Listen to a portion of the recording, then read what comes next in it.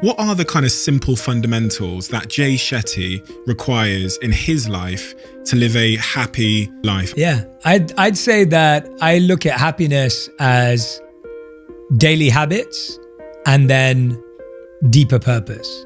So there's things you can do daily that keep that happiness kind of moving and feel it's growing. And then there's almost the objective, the compass, the reason why you live and why you exist. And for me, it's been really clear that finding your passion and using it in the service of others is what creates the greatest, deepest happiness. When you find what you love, what you excel at, what you're brilliant at, and then you can actually use that to improve people's lives. And you can use that skill, that passion, that energy to make a difference in someone's life. There is no better feeling than that. And what I find is I meet a lot of people who've mastered their passion, but not for service. They mastered it for business. They mastered it for money. They mastered it for success. And they have all of that, but they haven't got the service element in their life. They don't understand how to use their passion for a purpose. And so they feel unequipped. And then I know lots of people who are trying to serve, who are trying to make a difference, who are trying to do charity work. They're trying to do all this good work.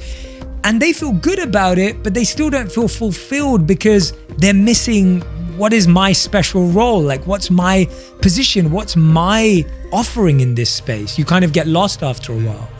And so to me, happiness is where both come together, where it's like, I know what I love and what makes me happy. And when I do that for others to improve their lives, it makes them happy. So if you can do what makes you happy and do it for others and it makes them happy, that's going to give you happiness. And I have tested that principle time and time again with clients, with friends, with family, with myself. And I've seen it to be true again and again and again. But that's that bigger happiness piece. Let's go to the daily habits, like the daily stuff. And I want to try and avoid the stuff that I think people have heard and people have probably come across before in many different places. Maybe I've spoken about them, maybe other people have. But one of the biggest ones for me is I read a book a few years ago about flow state. And that book really transformed how I felt about things. And it talks about how being in flow is the intersection where your skills and your challenge match. So if your skills are higher than your challenge, you'll feel bored, lethargic, and maybe feel stuck. But if your challenge is greater than your skills, you feel overwhelmed, potentially depressed, and disconnected and disappointed. So most of us are living in one of those discrepancies. And I find on a daily basis, I'm playing around with that equation for happiness. Because that flow state of when you know you have a skill and your challenge is met, and even if you lose, you still get such a joy out of it because you know that you're still working in the right direction. And I think that is an underplayed part of happiness because it doesn't sound like something predictable or obvious. Because people go, well, that's achievement, that's ambition. It's actually not. It's just saying, for most people, it's either or. Their challenges are greater than their skill or their skill is greater than their challenge. So I would ask everyone to say, look at your life. Do you need to improve your skills or do you need to broaden your challenge? Is this a year of expanding your challenges or is this a year of broadening your skills? And I promise you, if you start with that, you're going to get so busy and active changing one of those, the happiness is going to naturally flow. This comes into a little model I created of creating happiness for my year. And that one sits in one of them. So I'll explain which one it's in. I believe that to create happiness day to day in 1 year, in 1 month, in a week, you have to have 3 things. You have to learn something every year. You have to launch something every year. And you have to love something every year.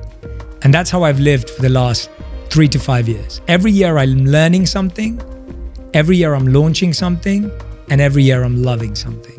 And I'll give you an example. So when I talk about flow state, that comes into the idea of raising your challenge is like launching something. The reason why launching something creates happiness is because it creates a feeling of nervousness. It creates a feeling of butterflies. It creates a feeling of excitement. Like, I don't know what's going to happen. We all need a feeling of surprise in life. We all need that feeling of, I don't know. The sense of the unknown can actually cause happiness. And so launching something is such a powerful way. And I think too many people will think for 5 years and think for 10 years and maybe launch one thing in their whole life. And me and you have both, I mean, I can't wait to interview on my podcast, but I have launched so much stuff that has failed. We're going to get into that. Yeah, but that launch creates so much joy. It creates so much happiness. So launch something, and we can dive into that. Then there's learn something, which is what we just talked about, learning a skill. So that's the idea of creating your flow state by saying, what skill do I want to learn? And every year I pick a skill. And it's usually based on what I want to launch the next year. So I'll go, okay, I need to learn podcasting. So 2018, I studied podcasting. 2019, we launched the podcast. So what you learn turns in what you launch, and what you launch turns into what you love. And what we try and do is we try and do it the other way around. We try and love something before we learn and launch it. Doesn't make sense. You've got to learn about something first, and then you can fall in love with it. You can't love something and then learn about it. You can, but it doesn't always work that way. So I try and plan my years out in that way. I go, what am I going to learn? What am I going to launch? And what am I going to love? So yeah, I think that's how I try and create happiness on a daily, weekly, monthly basis without diving into things like gratitude and meditation, which are huge parts of my daily happiness. But I think those are ideas that are out there and that we've talked about before, probably. And you've